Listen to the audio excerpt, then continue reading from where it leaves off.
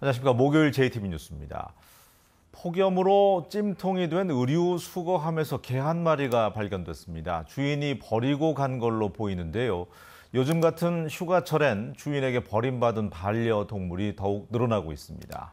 주혜인 기자가 취재했습니다. 익산의 한 아파트 앞에 있는 낡은 의류 수거함. 지난 9일 아파트 주민 A씨는 반려견과 산책을 하다가 강아지 소리에 걸음을 멈췄습니다. 강아지 소리가 아닌데 그 의류 수거함 쪽에서 이제 소리가 나더라고요. 헥헥거리는 게 크게. 강아지가 있다는 걸 확신하고 119 신고를 하고. 안에서 발견된 건 하얀색 말티즈 한 마리. 발견 당시 익산에는 폭염 경보가 내려진 가운데 낮 기온은 34도까지 치솟았습니다. 내부 온도는 이보다 더 높았을 것으로 추정됩니다. 오랜 시간 그 의류 수거함 안에 있다 보니까 심장에 굉장히 무리가 더 갔을 테고요. 그것만으로도 사실 죽지 않은 게 기적이라고 보여집니다. 수거함 안으로 떨어질 때 골반이 부러져 제대로 걸을 수 없었고 폐에 물도 차 있었습니다. 같은 날 익산 여산파출소 앞에선 주인이 버리고 간 6개월 된 푸들이 발견됐습니다. 지난해 전북에서 버려진 동물은 4,520마리. 이 가운데 약 3분의 1은 휴가철이 있는 여름에 버려졌습니다. 집에서 멀리 떨어진 곳에 버리려고 또는 휴가 동안 반려동물을 맡길 장소가 마땅치 않아서 저마다 이유도 여러 가지입니다. 아니 사람 휴가 가자고 어떻게 자기하고 같이 밥 먹고 같이 잠자고 언제는 내 새끼라면서요. 내 새끼고 내 아이라는 아이들을 갖다가 이렇게 도로 위에다가 그냥 무책임하게 갖다 버리는지. 지난해 전북의 유기견 가운데 등록이 된 개는 17%밖에 되지 않아서 반려동물 등록제도 유기견을 막는 데는 한계를 드러내고 있습니다. JTB 뉴스 주혜인입니다. 인천 김성수가 어린 시절을 보낸 김상만 가옥의 민속문화재 지정을 취소해야 한다는 주장이 있었습니다. 하지만 전라북도가 민속문화재로 유지하기로 결정하면서 인천생가도 지방기념물 취소가 어려울 것이라는 주장이 나오고 있습니다. 정원익 기자가 보도합니다. 지난 1984년 중요 민속문화재 150호로 지정된 김상만 가옥입니다.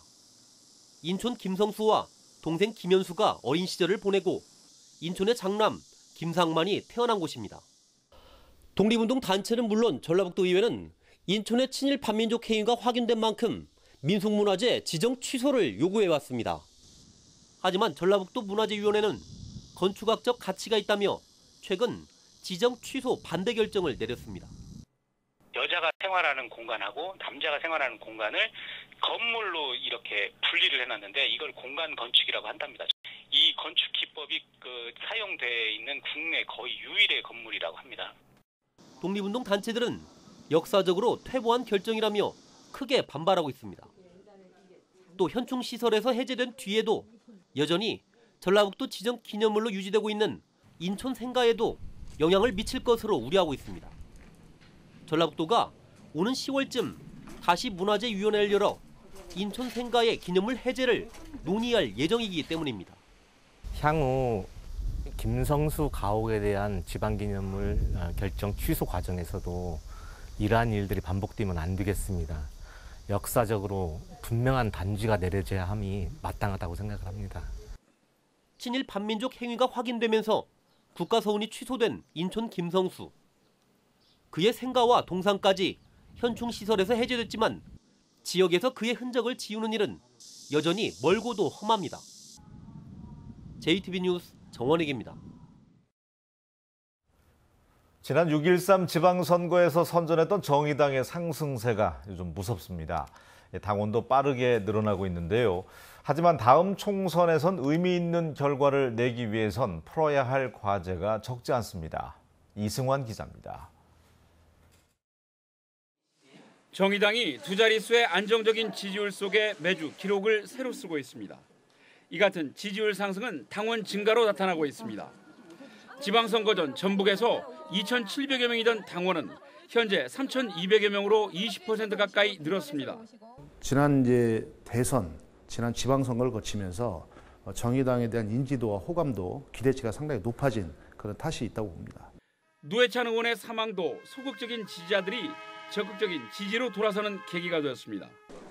문제는 이 같은 상황이 다음 총선에서도 성과로 이어지려면 정당 지지율만큼 국회 의석을 받는 선거법 개혁이 필수적입니다. 현재의 승자 독식 구조로 되어 있는 선거법이 반드시 개혁돼야 되고 국회에서는 이것을 위해서 하루빨리 논의가 시작되어야 된다. 조직화도 시급한 과제입니다. 정의당은 현재 전주, 익산, 정읍 이외에는 지역위원회가 없고 농촌은 더욱 취약합니다. 정의당은 지역위원회를 서둘러 구축해서 다음 총선 때 도내 전 선거구에서 후보자를 낸다는 목표입니다. 대한정당의 능력을 알리는 데도 힘을 쏟을 계획입니다.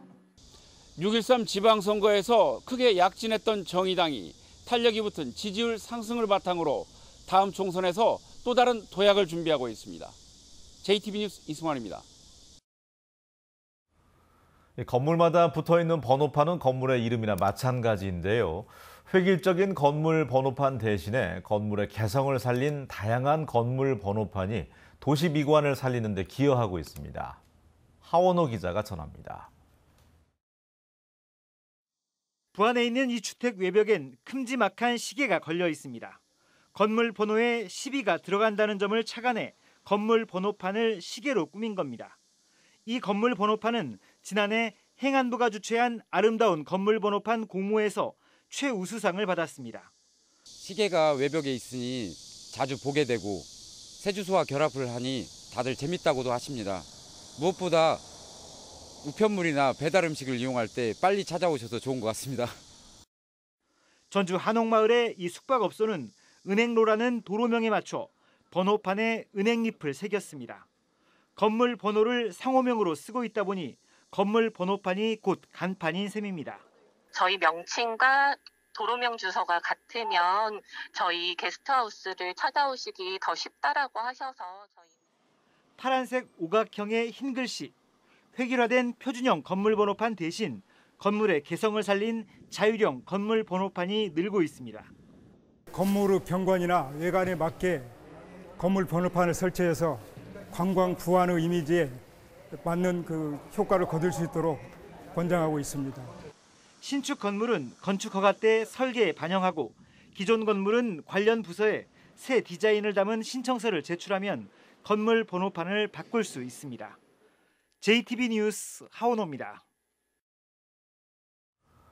내일이 음력으로 7월 7일 견우와 직녀가 1년에 단 한 번 만나는 날 칠석입니다. 이들의 만남을 위해서 까마귀와 까치가 서로 몸을 잇대어 오작교를 만들어줬다고 하는데요. 남원 광안루원 오작교에서 7월 칠석을 맞이해서 연인들을 위한 행사가 열립니다. 오정현 기자가 소개합니다. 옥황상제의 노여우물사 동쪽과 서쪽으로 쫓겨났다는 견우와 직녀. 이들이 1년에 단 한 번 만나는 7월 초일의 날 남원 광안루원에서 오작교 걷기 행사가 열립니다. 시립국악단의 공연과 신관사또 부임 퍼포먼스 등 다양한 볼거리도 함께 마련되고 행사가 열리는 광안루원은 밤 10시까지 무료로 개방됩니다. 7월 칠석을 맞이하여 사랑하는 사람과 함께 오작교를 거닐며 멋진 추억을 만드시길 바랍니다. 제13회 농림축산식품부 장관배 승마대회가 27일까지 장수군 천천면 장수승마장에서 열립니다. 장애물과 마장 마술, 복합마술 종목으로 치러지는 이번 대회는 선수 500명과 마필 352가 참가해 기량을 겨룹니다. 최근 진드기가 옮기는 바이러스에 감염돼 목숨을 잃는 일이 잇따르자 익산시가 재난관리기금 3천여만 원을 들여 해충 기피제 분사기를 설치하는 등 예방활동에 나섰습니다. 미륵산과 용화산 등 주요 등산로에 설치된 분사기는 손잡이를 당겨 얼굴을 제외한 피부와 신발, 겉옷 등에 가볍게 뿌려 사용하면 됩니다. 익산시는 또 휴대용 진드기 기피제 7,700여 통을 무상으로 제공하는 한편 친환경 방역 활동도 벌이고 있습니다. JTB 뉴스 오정현입니다. 전라북도가 2023년 사만금 세계 잼버리를 유치한 지 1년을 맞이해서 교통기반 시설 조기 확충과 잼버리 특별법 통과에 힘을 쏟고 있습니다. 전라북도는 정부가 대회 부지를 2022년까지 매립하기로 약속한 가운데 접근성을 높일 도로와 공항 등을 대회가 열리기 전에 완공하고 범정부 지원을 위한 잼버리 특별법을 다음 달 국회에서 통과시키기로 했습니다. 또한 유치 1주년 기념 행사를 이번 주까지 개최하는 등 잼버리를 알리는 활동도 넓혀가기로 했습니다.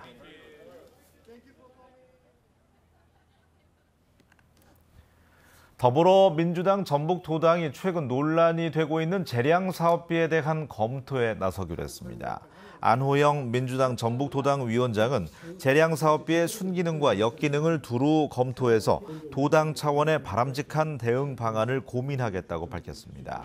정의당은 지난 13일 기자회견에서 재량 사업비는 폐해를 충분히 경험한 만큼 전면 폐지돼야 한다며 지방의회에서 절대 다수를 구성하고 있는 민주당의 공식적인 입장 표명을 촉구했습니다.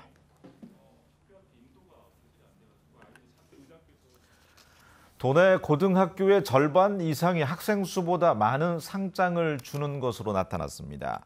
교육부가 국회에 제출한 자료에 따르면 도내 130개 고등학교의 55%인 72개 학교가 학생 수보다 많은 상장을 남발했으며 이 가운데 32개 학교의 상장은 학생 수보다 2배 이상 많은 것으로 집계됐습니다. 전북교육청은 교내 수상 경력은 학교 생활기록부에 기록할 수가 있어서 대입과 연관된 스펙 부풀리기로 활용될 수 있다며 교내 대회 개최 횟수나 상장수 제한 등 신뢰할 수 있는 지침을 마련하겠다고 밝혔습니다. 다음 달에 설립되는 새만금 개발공사에서 근무할 사장과 직원을 채용하는 절차가 시작됐습니다. 국토교통부에 따르면 새만금 개발공사 설립위원회는 오늘부터 오는 24일까지 새만금 개발공사 사장과 정원 80명 가운데 경력직 직원 29명을 공모합니다. 새만금 개발공사 설립위원회는 이후 본부장 3명과 비상임감사 1명을 추가로 공모하며 나머지 직원 47명은 공사가 설립되면 공사에서 직접 채용합니다. 전국체전이 2달 앞으로 다가왔지만 북한 선수단의 참가 여부는 여전히 결정되지 않고 있습니다. 전라북도는 지난 6월 1차 남북체육회담에서 북한 선수단의 익산체전 참가를 제안했지만 후속 논의가 아직도 진행되지 않고 있다면서 원활한 체전 준비를 위해서 다음 달 중순까지는 참가 여부를 결정해 줄 것을 문체부에 요청했다고 밝혔습니다. 전라북도는 북측에 축구와 배구, 농구, 배드민턴, 탁구 등 모두 5개 종목 100여 명의 선수단 참가를 요청한 상태입니다. 폭염이 이어지는 가운데 악취 민원이 늘면서 악취 발생 시설에 대한 집중 점검이 이루어집니다. 전라북도는 시군과 함께 선정한 가축 분뇨와 폐기물 재활용 시설 등 악취 발생 시설 57곳을 대상으로 이달 말까지 특별 점검과 순찰을 실시하고 위반 사항에 대해서는 엄중 조치하기로 했습니다. 전라북도는 이달 초 악취 배출 허용치를 초과해서 운영한 김제 가축 분뇨 재활용 시설에 시설 개선 명령을 내렸습니다. 군산 여성 살인 피의자들이 범행 장소에 아는 사람을 데려가거나 숨진 여성 한모 씨를 수개월 동안 폭행과 성폭행했다는 진술이 나오는 등 이들의 엽기 행각이 드러나고 있습니다. 군산경찰서는 이들이 범행 장소에 지인과 동행하거나 술자리에서 범행을 말하고 다녔다는 진술을 일부 확보했다고 밝혔습니다. 또 경찰은 이들 5명 외에도 여러 명이 숨진 여성 한 씨를 수개월 동안 폭행하고 성폭행을 당했다는 증언을 확보해서 전방위적으로 수사하고 있습니다. 김제경찰서는 폐 가전제품을 훔친 혐의로 전주에 사는 57살 최모 씨를 불구속 입건했습니다. 최 씨는 지난달 김제시 신풍동 한 아파트에서 입주민들이 공동 자금을 마련하기 위해서 모아놓은 20만 원어치의 폐 가전제품 15개를 1톤 화물차에 싣고 간 혐의를 받고 있습니다. 날씨입니다. 삼복더위 가운데 마지막 절기인 말복인 오늘도 구름이 많은 가운데 덥겠습니다. 여전히 전라북도 전역에 폭염경보가 내려진 가운데 낮 최고 기온은 전주와 익산이 35도, 무주가 34도까지 오르겠습니다. 오후에는 무주, 장수 등 일부 내륙 지역에는 5에서 40mm의 국지적으로 강한 비가 내리겠습니다. 이번 주에도 대체로 맑은 가운데 낮 기온은 35도 안팎의 무더위와 열대야가 이어지겠습니다.